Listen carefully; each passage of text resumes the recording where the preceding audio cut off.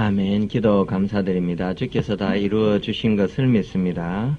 오늘 함께 봉독할 성경 말씀은 마가복음 5장 21절부터 43절까지입니다.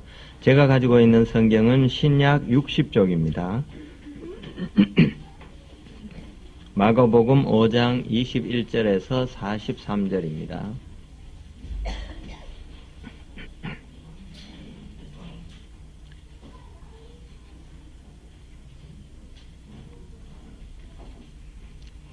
예, 찾으셨으면 우리 다 같이 한 목소리로 본문을 봉독하겠습니다.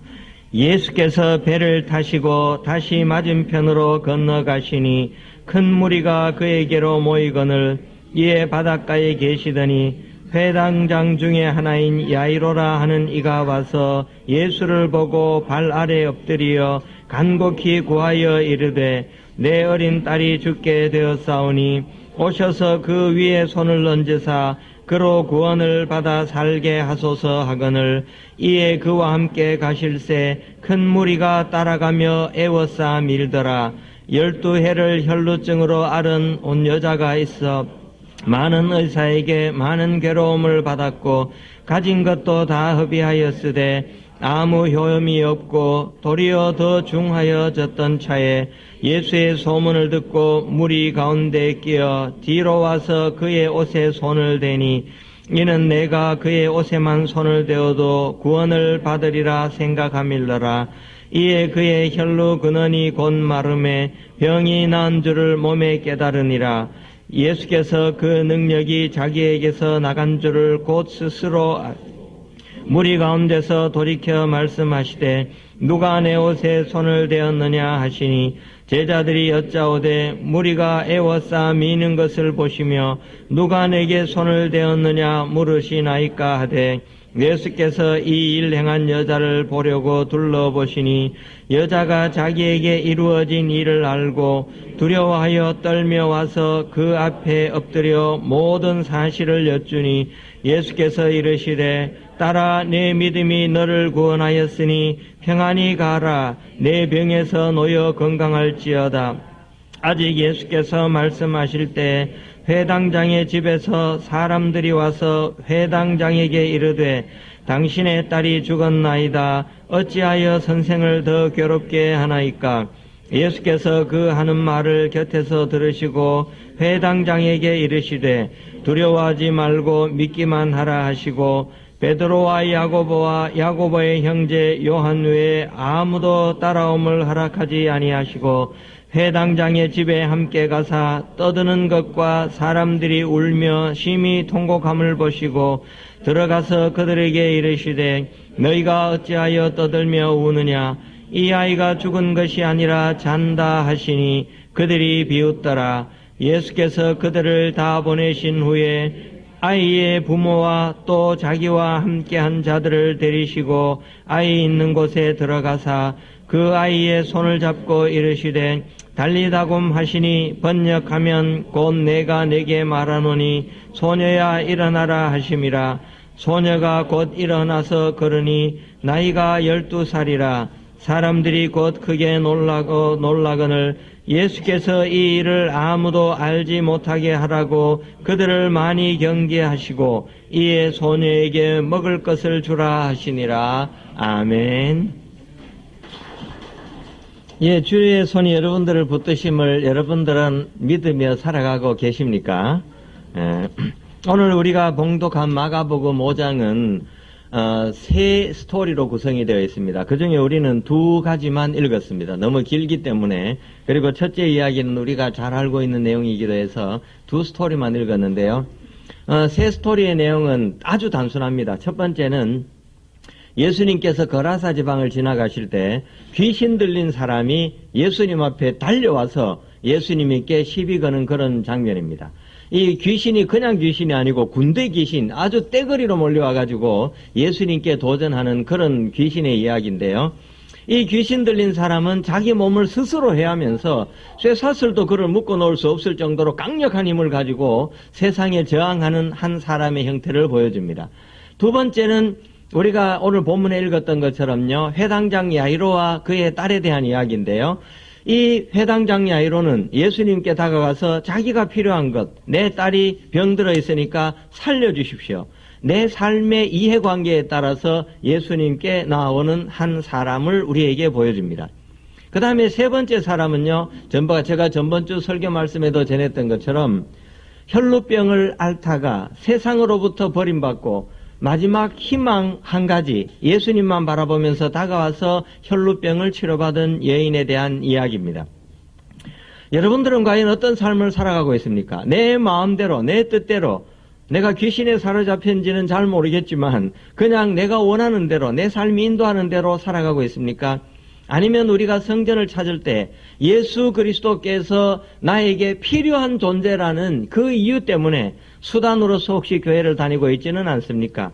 혹은 처음에 출발점은 수단으로서 예수를 바라보면서 예수님 앞에 나와서 내 병을 고치기를 간절히 원했지만 그 고치는 그 예수님께 나온 그 마음 자세가 가장 진실하고 하나님 보시기에 합당한 자가 되어서 하나님의 나라에 들어가는, 하나님의 축복을 받게 되는, 이 세상 사는 동안뿐만 아니라 하나님의 나라에서도 영원히 건강하게 살아가는 복된 자녀들로 살아가고 계십니까?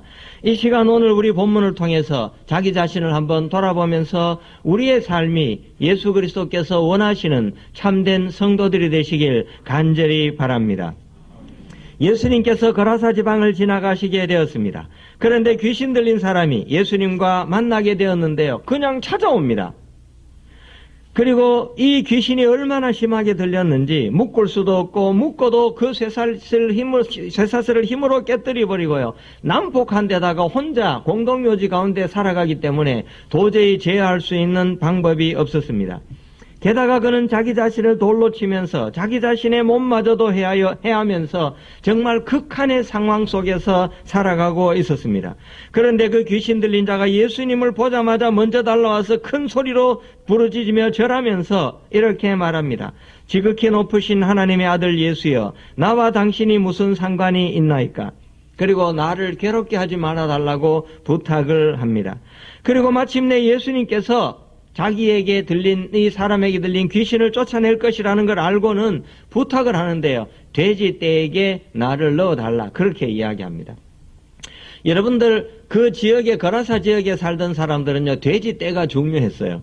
그래서 이 귀신 들린 사람에게 들렸던 귀신이 돼지떼 속에 들어가서 몰사하자마자 이 사람들은 자기 삶의 기반이 무너지고 자기 삶이 흐트러질까봐 예수님을 떠나가기를 원합니다.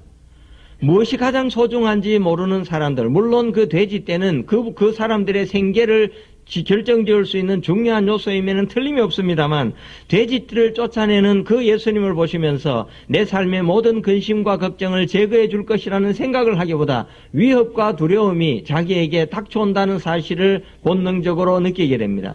하나님을 믿는 선한 사람들은 하나님의 권능이 나타날 때 기뻐하고 즐거워하지만, 하나님을 두려워하는 사람들은 하나님의 권능이 나타날 때 그분이 나에게서 떠나가시기를 원하게 된다는 사실을 오늘 본문은 우리에게 가르쳐 주고 있습니다. 군대 귀신의 예는 예수님께서 가시는 길에 대담하게 나타나서 자신의 신분도 밝히고 예수님을 조롱하고자 하는 사탄의 예를 보여줍니다.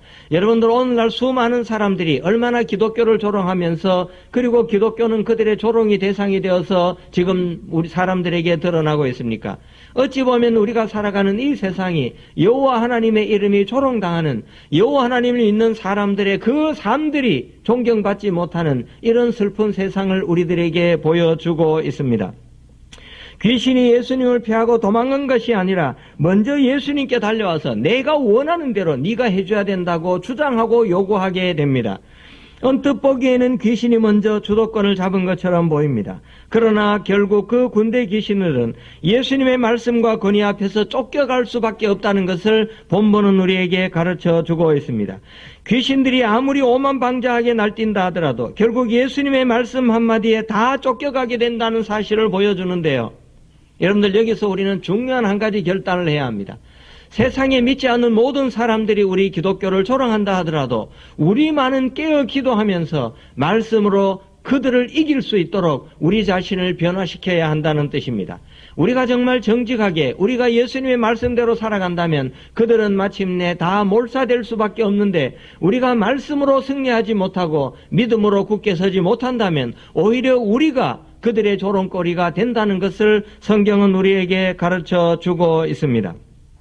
우리가 살아가는 이 세상은 너무 어지러워져서 사람들이 때로 몰려다니면서 세상의 모든 질서와 규칙을 깨뜨리고 자기 자신을 해하면서 세상을 어지럽게 하고 있지만, 이 어지러움을 이길 수 있는 능력은 오직 예수 그리스도의 말씀이라는 사실을 우리는 다시 한번 기억해야 합니다. 귀신 들린 자를 쫓아내신 예수님께서 배를 타시고 맞은편으로 가시자 큰 무리가 그들을 맞았습니다. 그리고 회당장 중에 한 사람인 야이로라는 사람이 예수님을 찾아와서 예수님의 발 앞에 엎드려서 내 딸이 죽게 되었으니 내 딸을 좀 살려달라고 간구합니다. 여러분들, 이 세상에는요, 살면서 제가 많이 느끼는데요, 급할 때 찾아와서 도와달라는 사람요, 도와주고 나면요, 다시 찾아와서 고맙다고 말하는 사람은 100명 중에 한두 명밖에 안 됩니다. 여러분들 그거 꼭 기억하셔야 됩니다. 그러니까 여러분들이 남을 도와줄 때는 인사받기 위해서 도와줘서는 안 되고 그냥 도와줘야 됩니다. 그냥 도와주고 그걸로 끝내야 됩니다. 그러면 우리가 실망하게 되고 거기에 대해서 마음이 상하게 됩니다. 예수님도 10명의 병자들을 다 고쳤는데 그 중에 한 명만 찾아와서 예수님 고쳐주셔서 감사합니다 이러니까 예수님이 나머지 9은 어디 갔느냐 이렇게 이야기하십니다. 여러분들, 이것이 바로 세상을 살아가는 사람들의 방식인데요, 그나마 도와줬을 때 도움만 받고 가는 사람은 양반입니다. 요새 뒤로 달려들어가지고 나머지 끝까지 뺏으려고 하는 것이 오늘날 우리가 살아가는 이 세태라고 말할 수가 있습니다. 말씀이 죽어버린 사람다운 사람이 사라져가는 이 시대에 우리가 의지할 것 없는 이런 극단적인 삶을 우리는 오늘 성경을 통해서도 볼 수 있는데요, 그 중에 한 사람이 야이로라고 말할 수도 있을 것 같습니다. 그 야이로의 간청을 들으신 예수님은 야이로의 부탁대로 그의 집을 향해서 나아가셨습니다. 가시는 도중에 회당장 집에서 사람들이 와서 네 딸이 죽었으니까 이제 이 선생을 괴롭게 만들 필요가 없다 이렇게 이야기합니다. 그때 야이로가 반응을 보이지 않는데요, 야이로의 마음은 분명합니다. 이제 예수님이 필요가 없다, 내 딸은 고침을 받았으니까 이제 내 필요 없으니까 가도 된다, 이런 의미로 답변도 하지 않고 기다립니다. 이 말을 들으신 예수님께서 어떻게 하십니까? 두려워하지 말고 믿기만 하라, 그렇게 이야기하십니다. 흔들리는 야이로의 마음을 잡아주십니다. 그리고 베드로와 요한과 야고보 수제자 3명만을 데리고 야이로의 집으로 들어갑니다. 그의 딸이 죽어서 울며 통곡하며 장례를 심히 소란스럽게 만드는 자들을 보시면서 예수님께서 이렇게 말씀하십니다. 너희가 어찌하여 떠들며 우느냐, 이 아이가 죽은 것이 아니라 잔다, 이렇게 말씀하셨습니다. 그 말을 들은 둘러선 모든 자들은, 울고불고 떠들고 소란스럽게 하던 자들은 예수님을 비웃었습니다. 여러분들, 진리가 우리 앞에 나타났을 때 과연 우리는 그 진리를 영적으로 분별하고 받아들일 수 있는 그런 지혜와 그런 능력을 가지고 살아가고 있습니까? 혹시 우리도 그들처럼 비웃고 조롱하면서 살아가고 있지는 않습니까? 예수님께서 부모와 제자 셋만 데리고 아이가 있는 곳으로 들어가셔서 달리다굼, 즉 소녀야 일어나라, 이렇게 말씀하셨어요. 아람 방언으로 달리다굼, 소녀야 일어나라, 이렇게 이야기를 하시고 그 소녀를 일으키셨습니다. 그러자 그 소녀는 살아나서 걸어 다녔습니다. 예수님은 그 소녀에게 먹을 것을 주라고 말씀하셨습니다. 거라사 지방에서 귀신 들린 자는 예수님께 대항하기 위하여 그분께 스스로 다가갔습니다. 그리고 예수 그리스도의 권능 앞에서 대항할 수 없음을 알게 되자 바로 자신이 원하는 방식으로 죽게 해달라고 예수님께 간구합니다. 귀신은 죽지 않으니까 돼지 떼는 몰살시키고 자기는 떠나가겠다, 이런 의미로 받아들일 수가 있습니다.